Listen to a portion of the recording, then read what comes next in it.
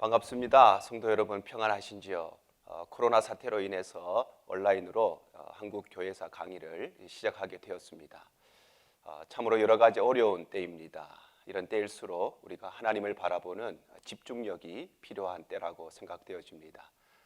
속히 이 코로나 모든 사태가 진정이 되어지고, 그래서 우리가 예전처럼 다시 하나님의 성전에 모여서 하나님을 예배하고 마음껏 찬송하고 또 함께 말씀을 공부할 수 있는 그 시간이 속히 하나님께서 허락해 주시기를 간절히 소망하고 또 기대합니다. 오늘부터 우리 한국교회사 강의를 온라인을 통해서 여러분에게 제공해 드리려고 합니다. 강의하는 우리 영상과 함께 다운로드 받으셔서 함께 보시면서 강의를 들으시면 더 효과적인 강의가 되겠습니다. 한국교회사를 시작하기 전에 우리가 왜 역사를 공부해야 되는가 하는 것을 먼저 좀 생각해 보아야 할 것입니다. 우리 인류의 모든 역사 가운데 그 어떤 것 하나도 우리에게 교훈을 주지 않는 역사는 하나도 없습니다. 그래서 어리석은 사람은 경험을 통해서 배우고 지혜로운 사람은 역사를 통해서 배운다, 이런 말이 있죠. 어리석은 사람은 자신의 짧은 경험을 통해서 현재를 해석하고 또 미래에 대한 자신의 계획을 세웁니다. 그러나 지혜로운 사람은 오랜 인류의 역사를 통해서 끊임없이 반복되어진 실패와 실수들, 또 성공과 승리의 역사를 통해서 오랜 세월 동안 검증되어진 역사를 통해서 오늘날 내 삶을 해석할 수 있는 힘이 생기고, 또 그것을 통해서 미래를 계획하기 때문에 훨씬 더 넓은 시각을 갖고 조금 더 꿈과 비전을 키울 수 있는 매우 중요한 핵심이 되는 것입니다. 우리가 교회사를 공부하는 이유도 마찬가지입니다. 하나님께서 지나온 우리 교회 역사에 역사하셨던 하나님의 일들을 우리가 배움으로써 오늘날 우리의 이 시대를 향한 하나님의 계획을 우리가 깨달을 수 있고, 또 앞으로 하나님께서 우리 가운데 기대하시고 원하시는 일들을 우리가 다시 깨달을 수 있게 되는 것입니다. 우리 한국교회사를 통해서 단순히 과거의 일들을 우리가 알고 또 배우는 정도가 아니라 이것을 통해서 우리 현재를 해석할 수 있는 새로운 능력을 경험하고, 또 앞으로 하나님께서 우리를 통해서 이루실 하나님의 나라와 하나님의 교회를 꿈꾸는 그런 귀한 시간 될 수 있기를 주님 이름으로 간절히 축복합니다. 자, 오늘 우리 한국교회사를 시작하면서 가장 먼저 우리가 좀 살펴보고자 하는 것은 우리 한국 개신교 전래 이전 시대의 역사입니다. 우리 한국교회의 공식적인 첫 번째 선교사는 우리가 잘 알고 있는 언더우드 선교사님과 또 아펜젤러 선교사님이십니다. 근데 이분들이 공식적으로 한국에 발을 딛기 이전에 우리 한국이 여러 가지 서양 세계와의 접촉을 통해서 또 복음과의 좀 접촉점이 있지 않았을까, 이것을 우리가 좀 살펴보고자 한다는 것입니다. 그래서 한국 개신교 전래, 한국 개신교가 한국 땅에 전래되기 이전 시대에 어떤 역사가 좀 있었는지 잠시 살펴보기로 하겠습니다. 자, 첫 번째는 초기 서양 문화와의 접촉입니다. 그래서 복음과의 접촉이라기보다는 그 당시에 복음을 가지고 있었던 서양 세계, 서양 문화와 우리 한국이 어떤 접촉점이 있었는가, 그것을 짧게 좀 살펴보고 우리 한국교회사를 시작하도록 하겠습니다. 첫 번째는 우리 경교와의 접촉 가능성인데요. 그 중에 첫 번째는 우리 사도들의 선교에 대한 전승입니다. 예수님의 제자들, 12제자들이 있었습니다. 그리고 그 제자들이 예수님께서 부활하시고 승천하신 이후에 각자의 사명을 따라서 전 세계에 흩어져서 복음을 전하게 됩니다. 그런데 이분들의 역사 가운데 특별히 우리가 주목할 것은 도마의 인도 선교와 바돌로메의 중국 선교입니다. 사도들이 자신의 사명을 따라서 전 세계에 흩어져서 복음을 전파했는데, 그 중에 도마는 인도에 가서 복음을 전하셨고요. 또 바돌로메는 중국까지 가서 선교를 하셨습니다. 이것은 역사의 전승에 의해서 우리에게 들려올 뿐만 아니라 정식 우리 유세비우스의 기록에 의해서도 확인되어지고 있는 일입니다. 자, 오늘 그림에 보시는 이 그림은 인도 첸나이에 있는 도마 기념교회입니다. 도마 사도가 인도에까지 복음을 전파했기 때문에 그 도마에 세워져 있는 도마 기념교회의 모습입니다. 다음 사진은 교회 광장에 세워져 있는 조형물의 모습인데요. 예수님과 도마가 함께 있습니다. 어떤 그림인지 아시겠죠? 도마가 예수님의 옆구리에 손가락을 넣어보는 그런 사건을 조형물로 만들어서 이 기념교회 앞에 이렇게 조형물로 설치가 되어 있습니다. 다음 그림은 건물 입구인데요. 그래서 위쪽에는 마지막 성만찬의 그림이 그려져 있고 밑에 이렇게 문에 보시면 나의 주 나의 하나님 이렇게 새겨져 있습니다. 도마의 기념교회이기 때문에 도마가 예수님께 고백했던 나의 주 나의 하나님 고백이 입구 문에 기록이 되어져 있습니다.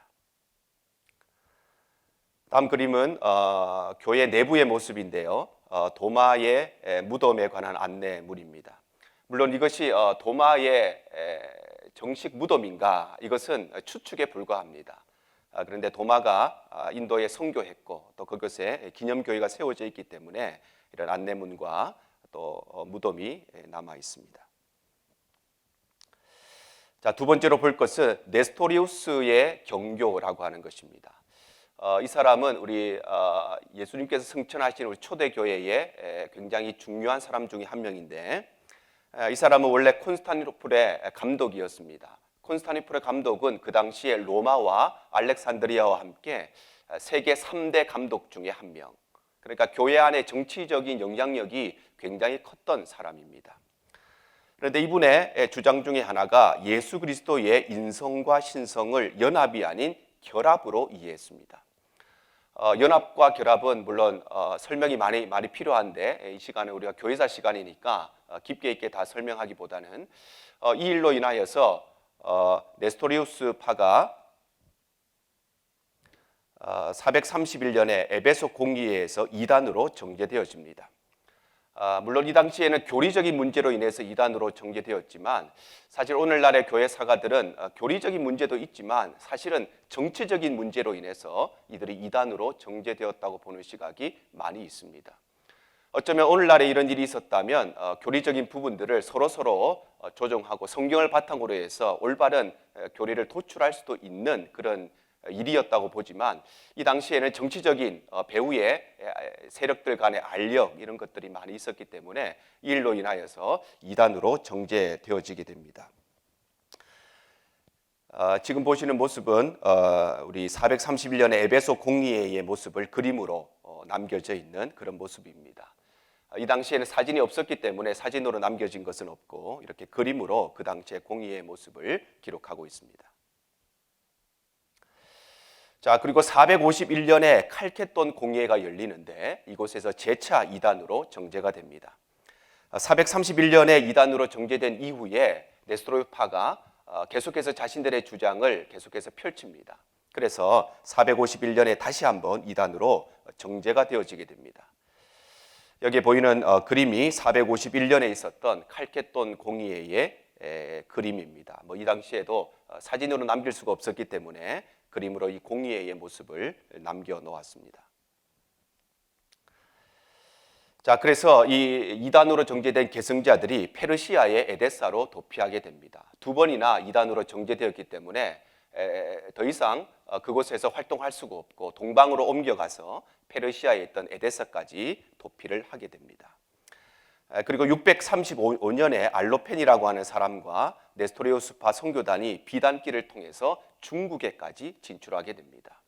그래서 서방에서부터 시작해서 페르시아로 쫓겨가고 거기에서부터 비단길을 통해서 중국에까지 이들이 진출을 하게 됩니다. 그림에 보시면 지도가 나오는데요. 그래서 서방 세계로부터 비단길을 통해서 조금씩 동쪽으로 가서 우리 페르시아 지방을 지나고 지금의 중앙아시아 지방을 지나서 중국에까지 진출되어 있는 모습을 우리가 볼 수 있습니다. 자, 다음에 보실 그림은요, 중앙아시아 우리 키르기즈스탄입니다. 지금의 여기에 있는 교회에 있는 비석인데요. 그림에 보시면 연꽃이 있고 또 십자가가 있고 또 두 천사가 에워싸고 있는 모습을 보실 수가 있겠습니다. 네스토리우스파가 거쳐간 교회에 남겨져 있는 비석의 그림인데 이 그림을 통해서 네스토리우스파가 지금의 중앙아시아를 거쳐서 또 중국까지 갔다는 사실을 확인할 수 있겠습니다. 자, 이것은 중국에 있는 기념비인데요. 이 비석을 조금 가까이에서 보시면 저 위에 보시면 대진경교 중국 유행비 이렇게 되어 있습니다. 이들의 네스토리우스파의 이론이 경교라는 이름으로 전해졌는데 이 경교가 중국에서는 대진경교라고 불렀습니다. 그래서 대진경교 중국 유행비 해서 중국에서 유행했다는 것을 여기에 기록하고 있는데, 많은 글들이 있는데요. 여기에는 이 내용에는 니케아 신경과 또 사도신경과 또 기독교의 기본적인 교리들이 많이 적혀져 있습니다. 아마 중국 여러 곳에 이런 비석이 세워져 있다고 기록이 되어 있는데, 아마 공산화된 이후에 이것이 많이 철거되었든지 아니면 장소가 옮겨져서 좀 한 대로 또 옮겨졌기 때문에 지금 남아있는 모습은 이렇게 보실 수가 있겠습니다. 다음 보실 그림은 그림으로 남아져 있는데요. 네스토리우스파 선교사가 이제 중국에 갔을 때의 모습입니다. 우리 키가 큰 분이 서양 선교사이고, 키가 좀 작으신 분들이 중국 분들인데, 처음 우리 선교사와 또 중국 분들이 만나는 그런 모습을 그림으로 기록하고 있습니다. 자, 그 다음에 보실 것은 우리 경교의 한국 전래 가능성입니다. 특별히 우리 한국은 중국과는 뭐 뗄래야 뗄 수 없는 그런 지리적인 관계 속에 있습니다. 그래서 중국에까지 이 경교가 왔기 때문에 중국 사람들과의 많은 접촉이 있었던 한국에까지 이 경교가 전래되지 않았을까, 이렇게 추측해 볼 수 있다는 것입니다. 그 가능성이 몇 가지로 볼 수 있는데, 그 당시에 한국은 통일 신라 시대입니다. 우리가 잘 알고 있듯이 우리 통일 신라 시대는 신라와 중국 당나라와 연합으로 이루어진 일이었습니다. 그만큼 우리나라와 중국은 여러 가지 면에서 교류가 많았기 때문에 중국에까지 진출한 경교가 한국에까지 충분히 진출하고 또 전래되지 않았을까, 이렇게 추측해 볼 수 있습니다. 물론 학문적으로 이것을 인정할 만큼의 어떤 기록은 남아있지 않지만 여러 가지 정황상 그것이 가능하지 않을까, 이렇게 추측해 볼 수 있다는 것입니다. 신라의 당나라와의 교류를 통해서 한국에도 유입되었을 것으로 추측한다는 것입니다. 그 많은 역사적인 어떤 사료들이 좀 있는데요.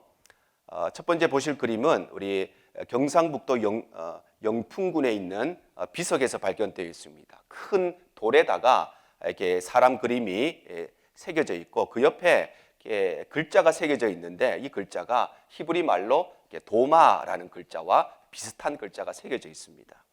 그래서 도마가 특별히 인도에까지 와서 복음을 전했고, 그에게 복음을 받은 사람이 또 중국을 거쳐서 한국에까지 진출하지 않았을까, 이렇게 추측해 볼 수 있습니다. 그래서 이것이 발견되었을 때 교회 역사학계에서 굉장히 큰 관심을 가지고 보았습니다만은, 역사적인 가치가 있다고까지 생각할 수는 없고, 그저 참고 자료 정도로 우리가 생각해 볼 수 있는 그런 자료로 여겨지게 되었습니다. 자, 그 다음 보실 것도 여기에 보시면 엄마가 아기를 안고 있는 그런 모습이 나와 있습니다. 우리 한국 문화재 가운데 이렇게 엄마가 아기를 안고 있는 그런 모습은 잘 찾아볼 수가 없고, 엄마가 아기를 안고 있는 모습은 보통 성모 마리아의 상에서 이런 모습들을 많이 볼 수가 있지요. 그런데 우리 통일 신라 시대의 유적 가운데 이런 형상이 나왔다고 하는 것은 아마도 가톨릭과 우리 경교의 영향력이 한국에까지 전파되지 않았을까, 이렇게 추측할 수 있는 하나의 사료가 될 수 있겠습니다. 자, 그 다음 것도 십자가 모형인데, 이것도 통일 신라 시대의 유물 중에 하나입니다. 이것을 통해서 십자가의 모습을 통해서 경교가 전래되었다고 하는 것을 추측해 볼 수 있고요.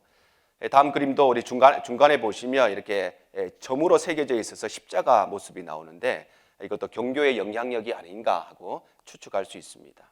그래서 우리나라가 중국과 많은 이렇게 교류가 있었기 때문에 중국에 진출한 경교가 한국에도 진출하지 않았을까, 이렇게 우리가 추측해 볼 수 있지만, 역사적으로 우리가 인정받을 만큼 경교가 진출했다는 확실한 증거는 없고, 그래서 추측할 나름이겠습니다.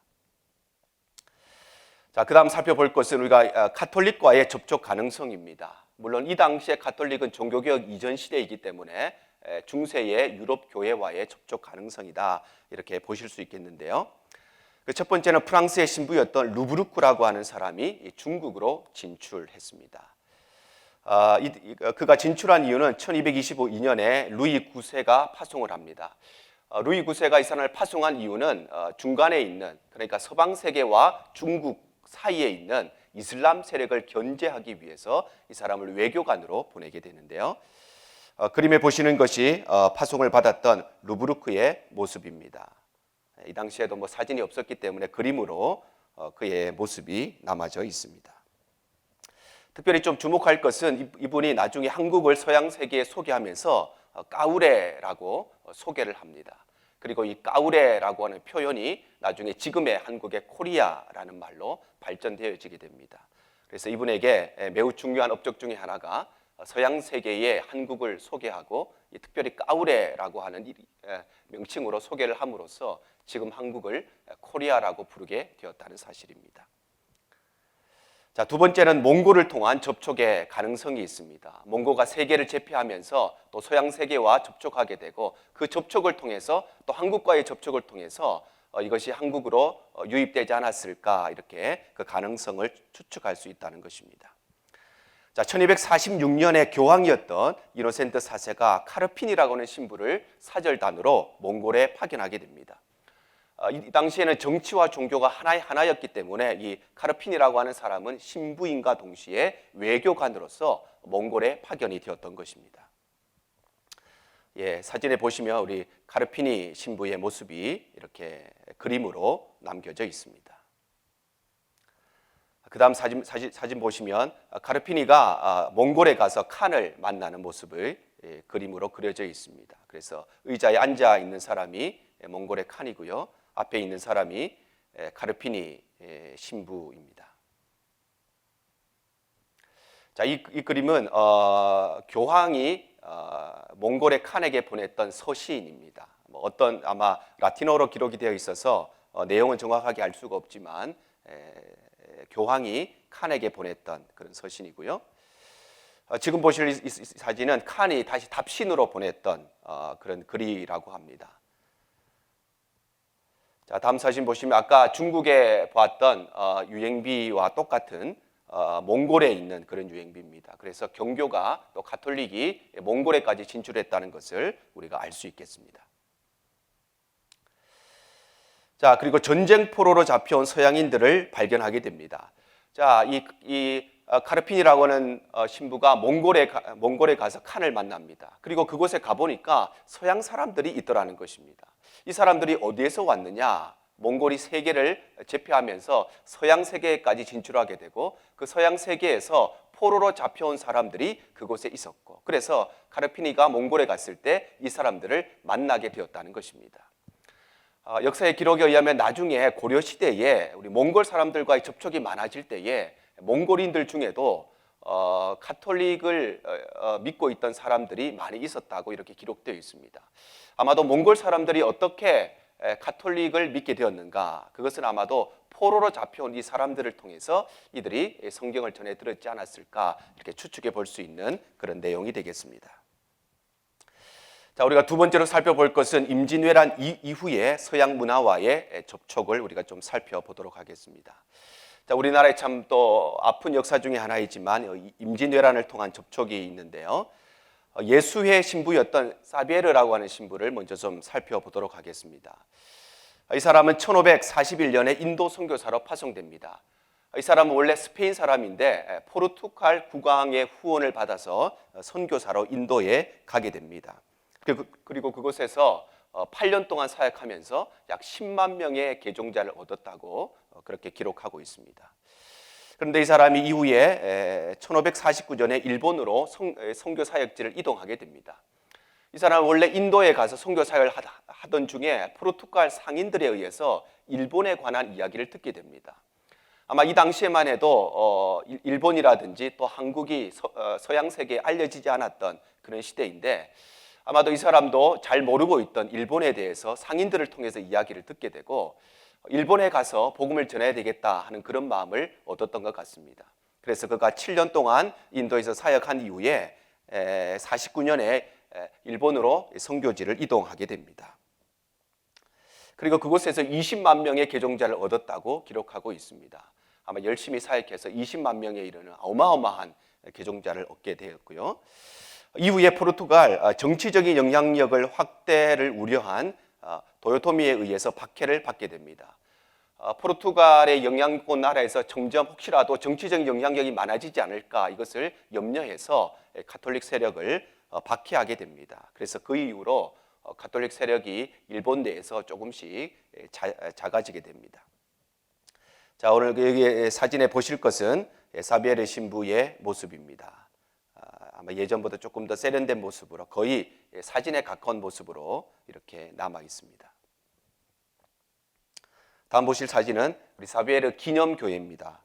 제가 알기로 아마 일본에 몇 군데가 있는 걸로 알고 있는데 사진에서 보시는 것은 사비에르 신부가 일본에 도착한 400주년을 기념해서 야마구치에 설립한 교회의 모습입니다. 다음 사진은 교회의 내부의 모습인데요. 우리 개신교회의 모습과 또 가톨릭 성당의 모습이 조금씩 이렇게 섞여 있는 그런 모습인 것 같습니다. 사비에르 신부의 기념교회의 모습이었습니다. 자, 임진왜란과 조선인 포로들의 개종에 대해서 좀 살펴보도록 하겠습니다. 자, 1592년에 임진왜란이 발발하게 됩니다. 그리고 일본의 장군이었던 고니시라고 하는 장군이 종군 신부를 요청하게 됩니다. 도요토미가 한국의 임진왜란을 일으키면서 크게 3개의 군대의 부대를 파송하죠. 그리고 3개의 부대 중에 한 부대가 바로 고니시가 인도하는 그런 부대였습니다.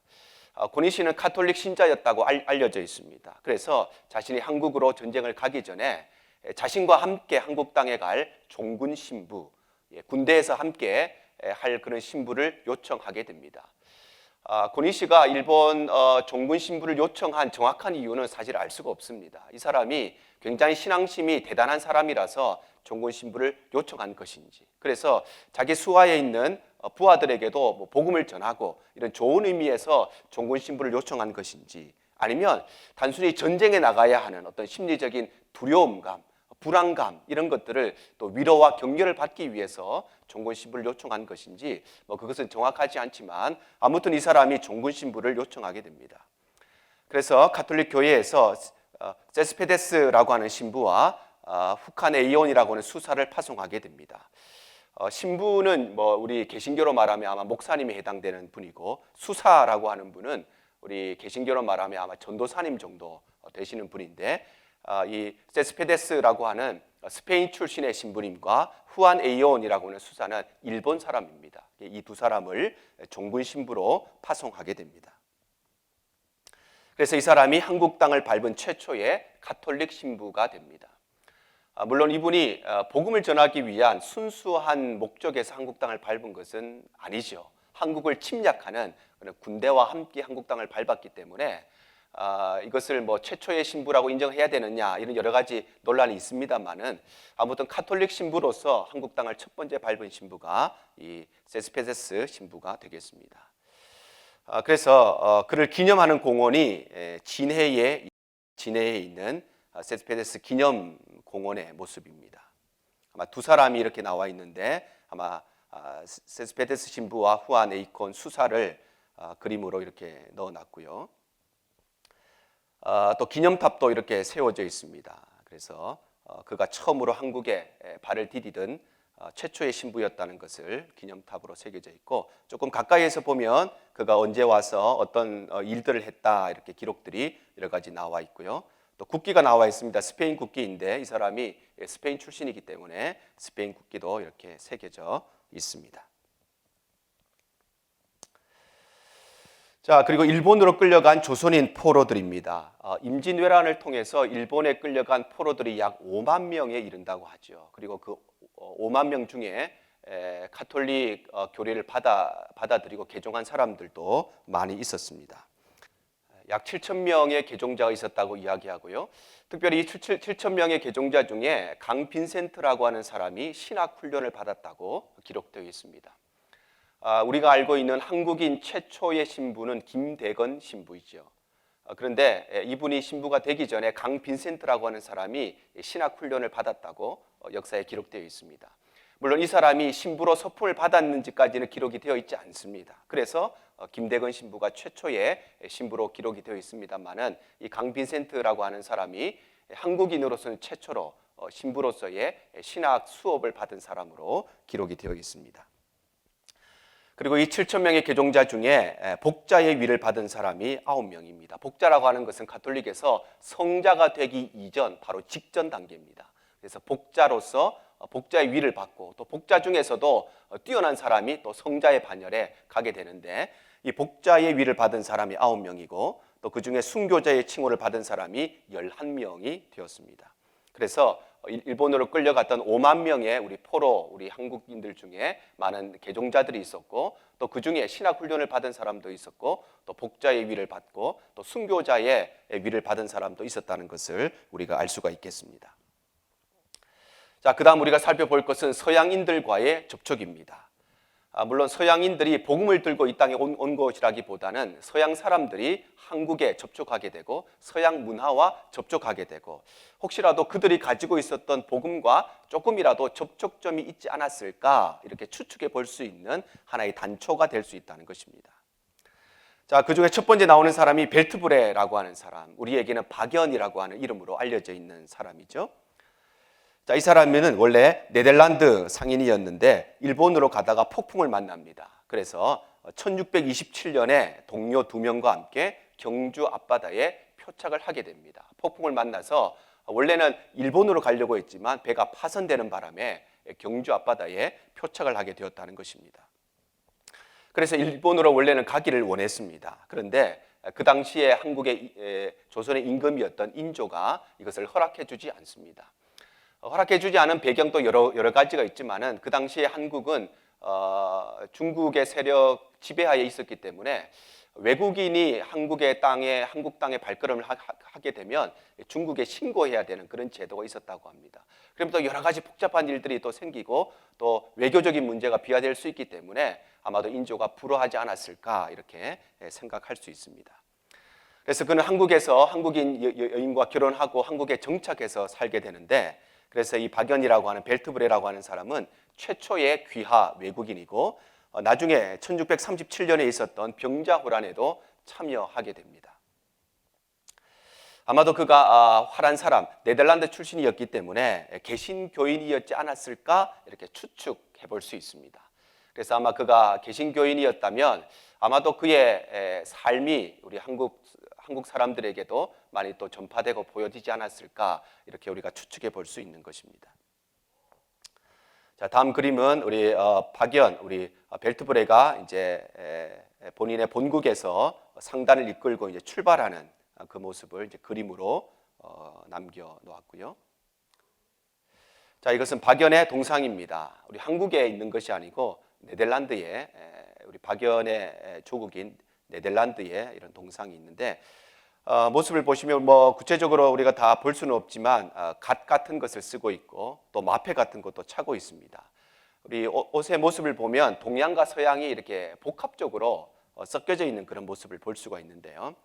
우리 신발도 보시면 한쪽에는 배의 모양의 신발을 신고 있고 다른 한쪽에는 자동차, 승용차의 모습을 가진 그런 신발을 신고 있습니다. 그래서 과거와 현재 그리고 서양과 동양의 모습이 모두 다 숨어져 있는 그런 동상이 우리 벨트브레의 동상입니다. 자, 이것은 동상 우리 제막식 모습인데요. 그래서 우리 네덜란드에서 동상 제막식을 했던 모습입니다. 제막식 모습이고 아마 이렇게 박연의 모습을 이렇게 분장한 그런 모습을 하고 계신 분도 계시고 우리 한국에 이것이 있었으면 참 좋았을 뻔했는데 한국에는 아직 박연의 동상이라든지 이런 것들은 남아있지 않고 그의 본국이었던 네덜란드에 이것이 세워지게 되었습니다. 자, 두 번째 우리가 좀 볼 것은 하멜, 우리가 많이 들어보셨죠? 하멜 표류기. 하멜이 또 표류하게 되는데요. 이 사람도 네덜란드 사람이었습니다. 네덜란드 무역상이었는데 일본으로 가던 중에 그도 역시 일본으로 가다가 폭풍을 만납니다. 그래서 1653년에 35명의 동료들과 함께 제주도 화순포에 표착을 하게 됩니다. 자, 그리고 벨트브레가 통역과 조언을 하게 됩니다. 이 하멜과 그의 일행이 제주도라고 하는 알지도 못하는 미지의 땅에 도착했으니까 얼마나 두려움이 많았고 말도 통하지 않는 그곳에서 얼마나 불안감이 많았겠습니까? 그래서 조정에다가 연락을 하고 그 당시 한국으로 귀화해서 한국인으로 살고 있던 박연이 제주도에까지 내려오게 됩니다. 아마 두 사람 모두 다 깜짝 놀랐을 것입니다. 박연도 자기가 이 땅에서 죽을 때까지 자기 조국의 동족을 한번 만날 수 있지 않을까, 그런 생각을 아마 한 번도 하지 못했을 것입니다. 그런데 이 하멜을 만나게 되고, 또 하멜도 마찬가지입니다. 알지도 못하는 이 땅에 나와 동족이 네덜란드 사람이 살고 있었다는 것은 뭐 기적과도 같은 일인데, 그래서 기록에 보면 이 두 사람이 서로 만나서 얼마나 반갑고 또 감사하고 기뻤는지 오랜 시간 동안 함께 끌어안고 함께 울고 또 서로를 위로하고 격려했다는 그런 기록이 있습니다. 그래서 이 하멜은 자신의 본국으로 돌아가기를 원했습니다. 그런데 박연, 벨트브레가 돌아갈 수 없다는 사실과 또 여러 가지 통역에 필요한 것들, 또 이 땅에서의 정착하고 살아가야 되는 여러 가지 조언들을 그에게 많이 해주었다고 합니다. 그럼에도 불구하고 그가 한국에 있을 동안에 서양의 과학과 무기를 많이 전수해 주었습니다. 1666년에 조선을 결국 탈출하게 됩니다. 하멜과 그의 일행은 여러 차례에 걸쳐서 한국을 탈출하기 위해서 계획을 세우고 또 실제로 감행한 적도 많이 있었습니다. 그런데 탈출을 시도했지만 번번이 잡혀오게 되었고, 그것으로 인해서 여러 가지 외교적인 문제도 발생하게 되고 또 조정에도 밉보이는 그런 일들이 많이 있었습니다. 그런데 결국은 그가 한국을 탈출해서 일본을 거쳐서 본국으로 귀국을 하게 됩니다. 그리고 귀국한 뒤에 하멜 표류기라고 하는 책을 출간하게 되죠.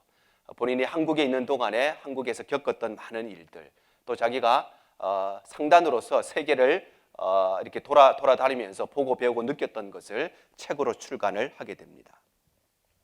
자, 이 하멜 표류기를 그 당시에 한국 선교에 관심을 갖고 있었던, 그 당시만 해도 한국에 대한 자료, 동양에 대한 자료가 많이 없었기 때문에 그가 기록한 하멜 표류기를 동양에 관심이 있어 하는 사람들, 특별히 선교의 꿈을 좀 가지고 있었던 사람들이 이 책을 많이 읽게 되고, 그래서 그로 인해서 좀 실질적인 선교를 꿈꾸게 되는 매우 중요한 그런 매개체가 되는 것이 이 하멜 표류기입니다.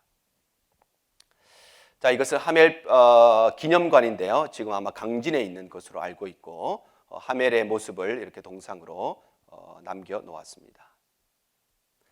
자, 그 다음 보실 사진은 그 당시에 하멜의 일행이 사용했던 그런 총기와 같은 모습을 이렇게 모형으로 또 전시를 해 나왔습니다. 뭐 그 당시에 이렇게 하멜과 이렇게 서양 사람들이 이런 총을 쓰고 있었고, 또 그 다음에 나오는 사진은 그 당시에 그들이 사용했던 대포의 모습입니다. 아마 한국 사람들에게는 엄청난 두려움의 대상이지 않았을까 이렇게 생각되어집니다. 다음 보실 사진은 하멜의 표류기 체기의 모습입니다. 이것은 하멜 표류기 원작의 표지의 모습이고요. 자, 그 다음 보실 사진은 하멜 표류기에 기록되어 있는 그림 중에 하나인데 누구일 것 같습니까? 언뜻 보면 이렇게 서양의 왕과 또 어떤 노예들의 모습처럼 보이는데, 이것은 하멜 표류기에 기록되어 있는 조선의 왕의 모습입니다. 그 당시에 조선의 왕은 효종이었습니다. 효종. 그래서 효종을 아주 서양식 왕으로 이렇게 그림을 그려놓은 것이 아주 독특한 그림이고, 아마 이렇게 무릎을 꿇고 이렇게 살려달라고 빌고 있는 것이 하멜 친구들과 그의 모습입니다. 자, 그 다음 모습은 또 한국에 있었던 그 당시의 모습을 그림으로 그려져 있는데요. 어떤 건물과 어떤 사람일 것 같습니까? 언뜻 보면 서양의 어떤 교회의 모습이었고, 또 서양 사람들의 모습처럼 이렇게 그림이 그려져 있는데, 이 그림은 한국의 사찰, 절을 그려놓은 모습입니다. 아주 교회처럼 절을 이렇게 그려놓은 모습인데요. 그리고 앞에서 일하는 사람들도 서양 사람들이 아니라 그 사찰에 계시던 스님들의 모습을 그린 그런 그림입니다.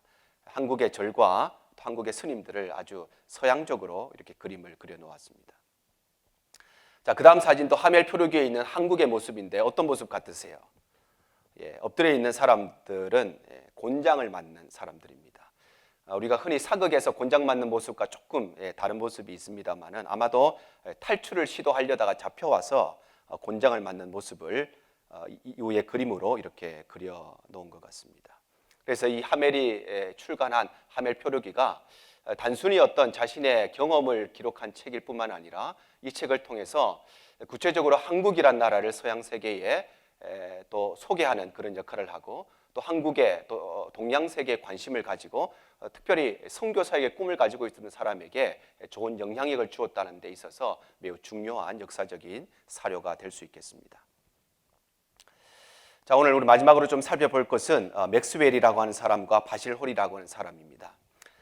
이 두 사람은 영국의 군인들이었습니다. 그래서 영국의 군인들로서 중국과 또 동양 세계를 지형을 탐사하기 위해서 이쪽으로 왔는데, 자, 1816년에 마량진에 도착하게 됩니다. 마량진은 지금의 서천 지역입니다.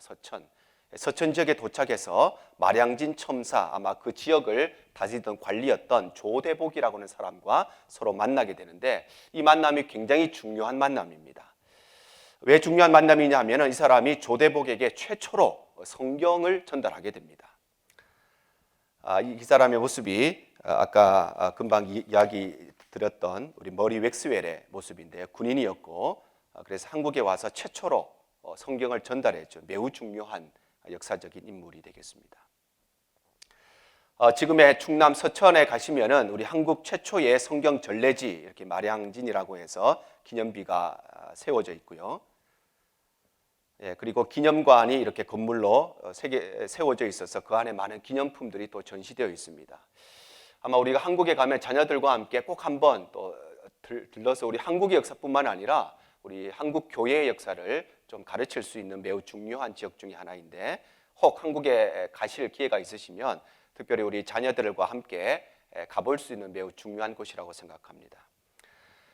건물 밖에 보시면 그가 타고 왔던 이렇게 배를 모형으로 만들어서 이렇게 전시도 해놓았고요. 또 내부에 가시면은 이 중요 인물들 조대복이라는 사람과 함께 또 머리 맥스웰, 또 바실 홀 이런 분들의 여러 가지 또 기념품들과 역사적인 기록들이 여기 남아져 있습니다. 밖에 또 나오면은 우리 마량진 한국 최초의 성경 전래 고증벽화라고 해서 그 당시의 모습을 그림으로 이렇게 많이 그려져 있었고 지금 전시가 되어 있습니다. 그래서 한국의 최초로 성경이라는 것이 한국 사람에게 전달된 적이 바로 이때였기 때문에 많은 그림이 남아져 있는데요.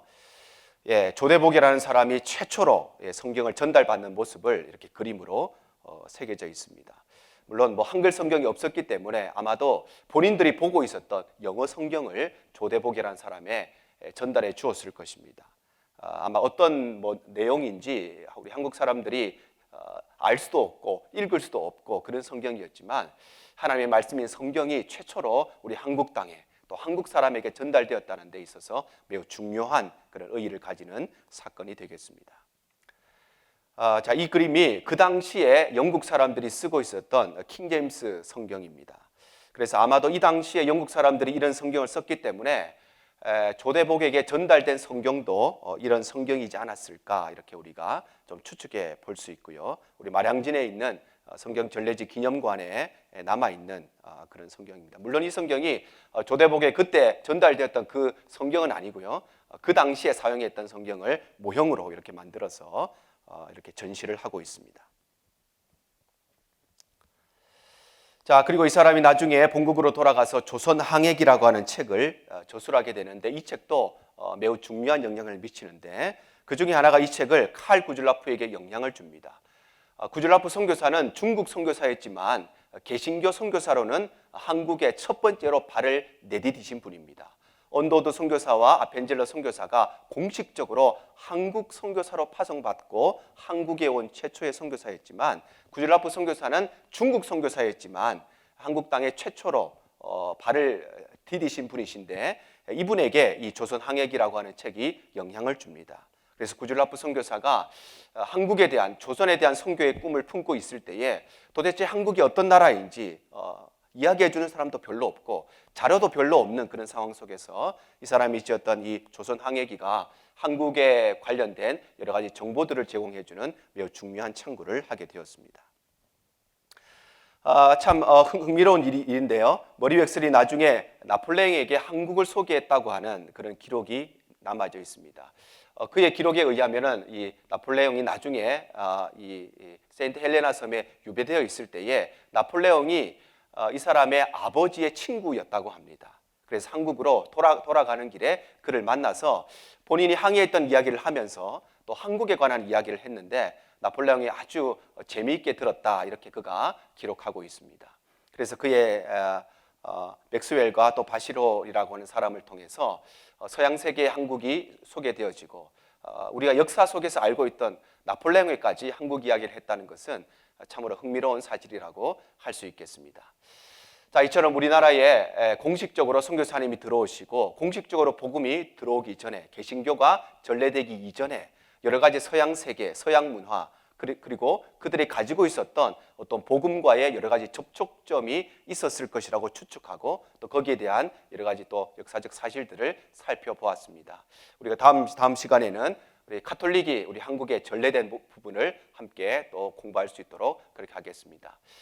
우리 성도 여러분, 참으로 어려운 때입니다. 이럴 때일수록 우리가 하나님 앞에 더 많이 엎드리고 하나님의 음성을 듣는, 우리가 상황을 두려워하고 고난을 두려워하는 인생이 아니라 하나님의 음성, 하나님의 말씀을 두려워하고 하나님 앞에 더욱더 엎드리고 그리고 이를 통해서 하나님의 역사를 더욱더 경험하는 그런 시간 되시기를 간절히 소망합니다. 우리 모든 성도님들 영육간에 강건하시기를 바랍니다. 다음 시간에 뵙겠습니다. 감사합니다.